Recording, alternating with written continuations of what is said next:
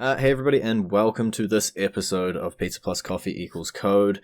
We've got the lovely people from Dinosaur Polo Games here to talk about mini motorways. And I guess just to kick it off, for people who think maybe mini motorways are something you drive your little toy cars around on, can you give a little overview of the game and maybe introduce yourselves as well? Casey, do you want to begin with the intro? I think you're a lot better at it than I am. Aw, shucks. Yeah, sure thing. My name is Casey Lucas Quaid, and I am calling in from sunny Wellington, New Zealand, on this fine afternoon. I'm the community manager at Dinosaur Polo Club, and I've been working to bring mini motorways to the Steam audience for the last whew, a while. And if you are unfamiliar with Mini Motorways, which launched in Apple Arcade back in late 2019, basically it's a game that exists kind of at the intersection of strategy, simulation, and puzzler. I think it kind of combines elements of all three and is not any one of any of those. It's quite an interesting mix. And people who are familiar with our first game, Mini Metro, will definitely recognize some familiarity. But it's kind of a bit funkier than Mini Metro, I would say. It's a bit less predictable, and it's a bit more agonizing if you're the sort of person who contends with the RNG a little bit. But yeah, it's a game about building roads through a growing city and trying to keep your commuters happy and facilitating their journey from A to B with the least, hopefully, amount of chaos possible.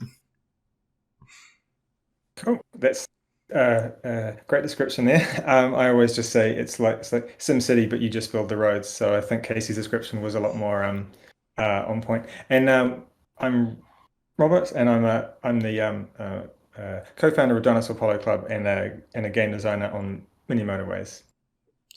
Sweet. Well, you mentioned it there, coming out onto the mobile platforms, and now you're bringing it to Steam. I guess what has been involved in that transition process from mobile to PC? Oh boy, a bunch. Go ahead, Rob. Yeah, I think some aspects of it were a lot easier than we expected. As we were on Apple Arcade first, that means we've been around on Mac anyway since September 2019. So we've had full mouse and keyboard support, which I think is a traditional kind of hurdle that you cross for Steam release. But there's been a lot of alterations on things like interface, user experience, and as well as just 18 months of just upgrades and improvements from our fans and things like that. Yeah, because the version of the game that the Steam audience is going to be getting this week is definitely not the exact same version of the game that launched in September 2019. There have been a lot of content upgrades. There's new options that you can use for upgrades for your roads. There's new maps. There's going to be new achievements. There is new like a gift sharing and export feature. And there's also just all sorts of kind of behind the hood tweaks. There's been lots of performance upgrades and things like that, just little things to make it a nice smooth experience. And then the big upgrade for Apple Arcade is dropping on the same day as the Steam release, so both of our audiences will get to experience it at the same time. Nice. You mentioned specifically there that sort of UX and user interaction piece. 5 minutes before we started recording, I talked to one of my mates who loved Mini Metro, and he was just talking to me about how intuitive all those controls were, and how, all the gestures and everything. So I was wondering if you could talk about a little bit that process of designing that UX and that user interaction with sort of all these gestures and minimal buttons and stuff. Yeah, that's something we certainly.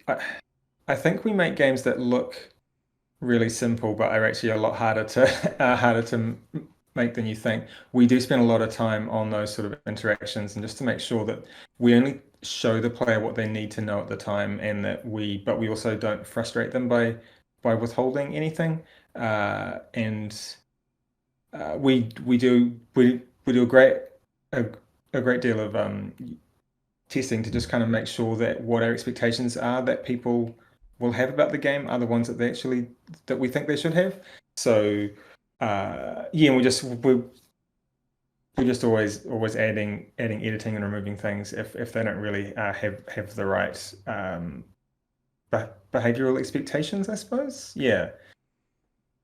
Okay. Yeah, because I think any sort of game that could be even remotely classified as a sim is just going to have so many interactive systems and so many behaviors that are all dependent on a heap of other behaviors, and everything's sort of interlinked in this really interesting way. So it means that anytime we make a slight change, even if it's to something just like the tutorial, there's always this flow through effect where you have to keep in mind that basically you have to iterate slowly to try and get to where you're going, because anything that you change could cause a domino tumble effect further on in some other aspect of the game. And it's been really interesting retooling the tutorial to kind of capture a bit more of that first time early Steam user audience and ensure that we are, kind of accurately conveying what needs to be said, when it needs to be said, when players are going to start wondering, hey, but how do I do this thing that I saw in a screenshot? And yeah, like Rob said, it was a lot of testing. A lot of testing. Yeah, we've often had to completely order things completely differently in the tutorial. So we've had to like move. I think we didn't introduce points until the end of the tutorial at the start, but I think they're now like the third thing that gets introduced. Just because it was people didn't really understand what the point of the game was, even though they didn't have to understand that, but it was a confusing thing if they didn't understand it at the start. So we've had to kind of move things around in the tutorial, especially. Yeah. Okay.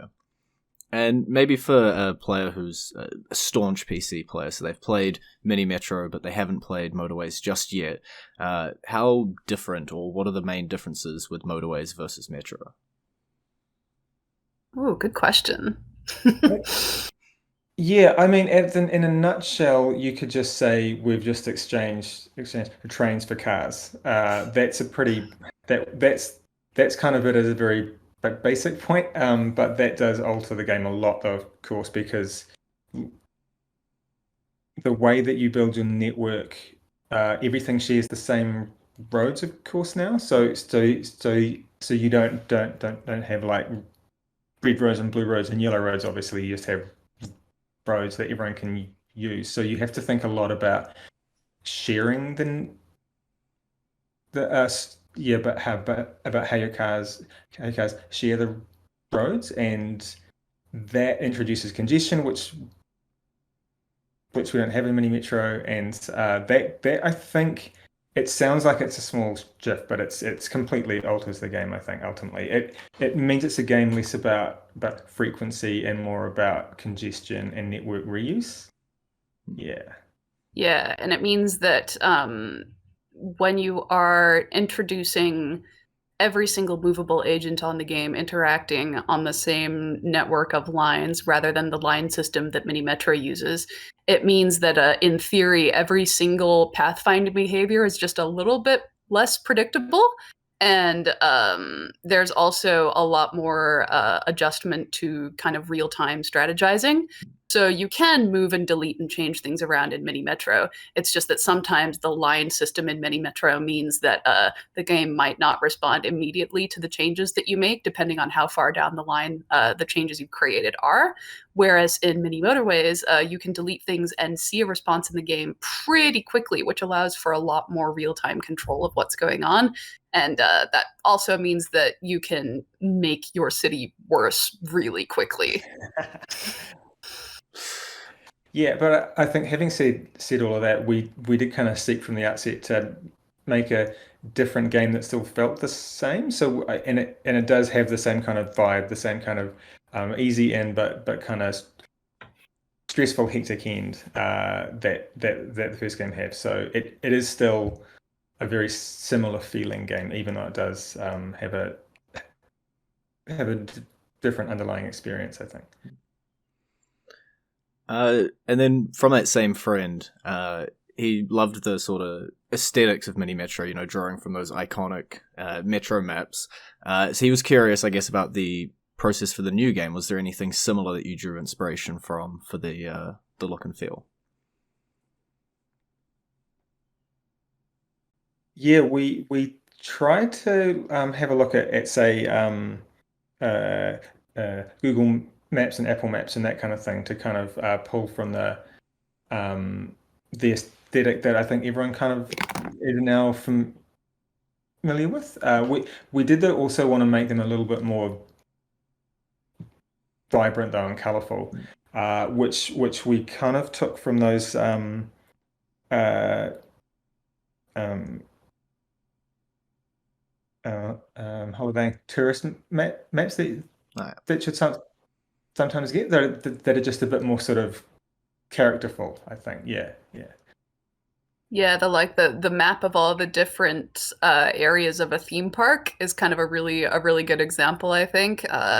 I don't know if either of you guys are theme park nerds, but I watch a YouTube channel called Defunct Land, which explores defunct theme park attractions and old theme parks that have been closed down and rides that have been decommissioned because they either fell out of favor with their creators or were just incredibly unsafe, that sort of stuff. And it's really fascinating looking over all of the different kind of theme park maps, because you can definitely see that there's a similar sort of like complex shapes abstracted down into silhouettes, very colorful, very flat, limited three-dimensionality.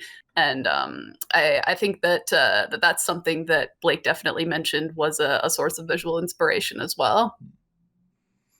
Yeah, I've seen a few episodes of Defunctland. I haven't seen all of them, but I've seen maybe two or three. I have not. I'll have to check that out. That sounds fascinating.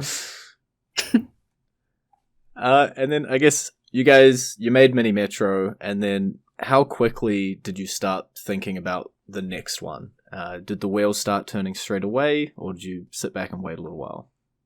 Well, we worked on Mini Metro for, oh God, 3.5 years before we released on iOS and Android. And at that point, we weren't thinking at all about the next game. We just had to get this one out.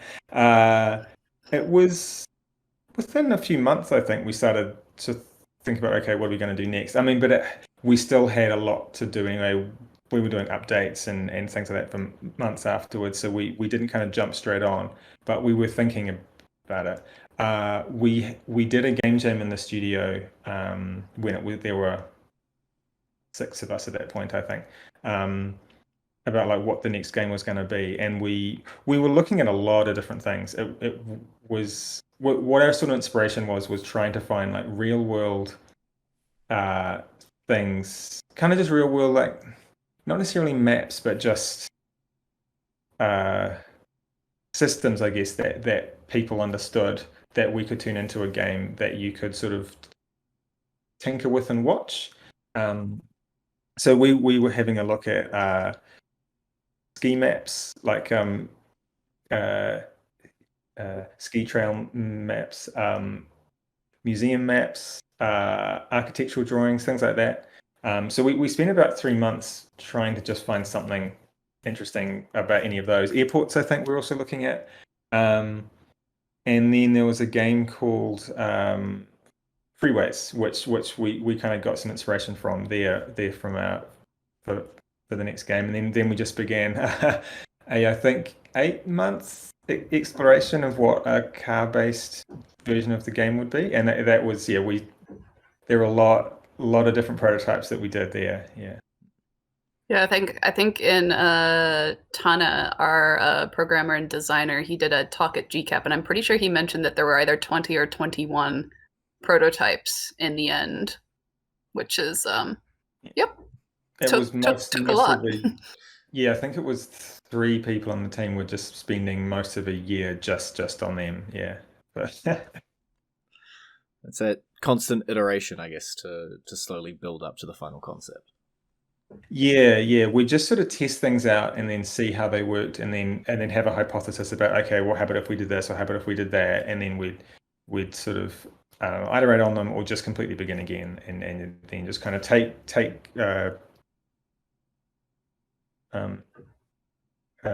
bits from this and bits from that, and then kind of smush it together and see how it went. And yeah. You guys are based in Wellington. Personally, my favorite city in New Zealand. Do you think that it helps with the development being such a vibrant place to be, or maybe it gave you some inspiration for the traffic jams in your new game.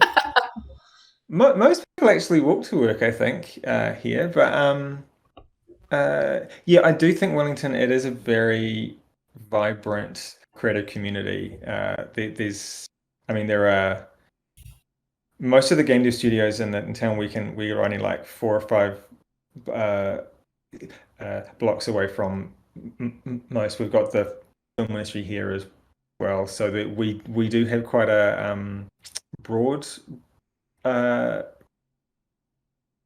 talent pool here, which just I think doesn't shy away from cross pollinating ideas. That's for sure. Yeah. Yeah, that's an excellent way of putting it. And there's just there's so much going on in like the visual arts scene in Wellington as well. Like I know so many illustrators and fashion designers, photographers. We have a really lovely burgeoning. Well, I shouldn't say burgeoning. Its popularity is burgeoning, but it's been going on for a long time. A film photography scene here, and there's just yeah, if there's something artsy and obscure that a person can do, there's probably at least 10 people in Wellington doing it and getting together like every other Saturday to share tips or whatever. Yeah, I think that's the best part, right? Like as soon as you step foot into Wellington, if you enjoy anything creative, there's a place for you to go. Yeah, and I think because it's reasonably compact, because it has to be, because we can't like build anywhere else. It's just this very, very small area. It just means that if you're into a thing, everyone else who's into it is nearby. Like it's not this kind of half-hour drive away or anything, or an hour-long drive. It's just you just have to be in the same place because that's all anybody is anyway. Yeah. Just build up, not out. Yeah. Yeah, exactly. Yeah. And then finally, you might have heard me say it at the start. The name of the show is Pizza Plus Coffee Equals Code.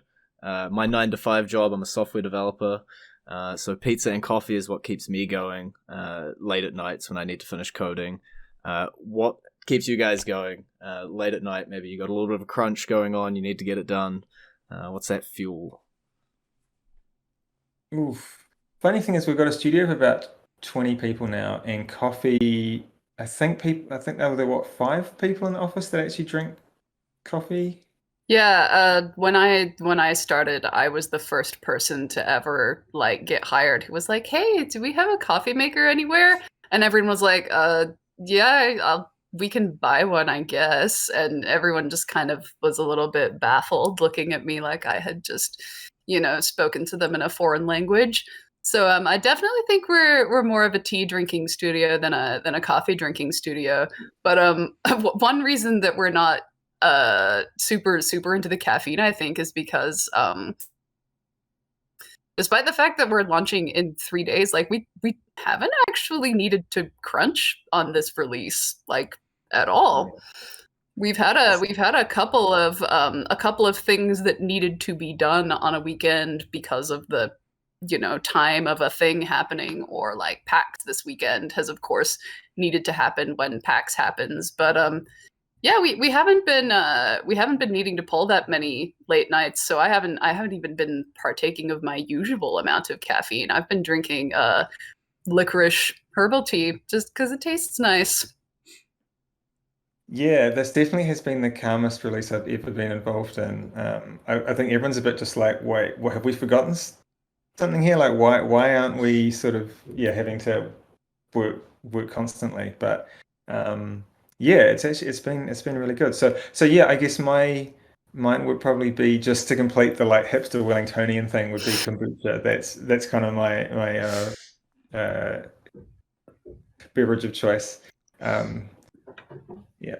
To be fair, I think most Yeah. of the tea drinkers I've met have also been Wellingtonians. Oh. Aucklanders are just like, the higher coffee, and then I go down to Wellington, they're like, which tea do you want? I have 50. It's just like, so many options. Yeah, we have a shelf of That's definitely our office, yeah. teas at the office. And then I guess just to wrap it all up, if people want to get a look at Mini Motorways or check it out when it drops, you have all of those social media links or website links and stuff like that. Yeah, definitely. So we have a very easy system with our social media and all that, because we are just at Dino Polo Club on pretty much every platform you could expect to find a game studio on. We're most active on Twitter and Instagram, and at the moment we're running some cool giveaways of game keys and Steam gift cards and that sort of thing, especially through our launch week. We're going to have a couple of cool like contests and stuff going on. I'm trying to think of where else you can check us out. At the moment, if you are cool with,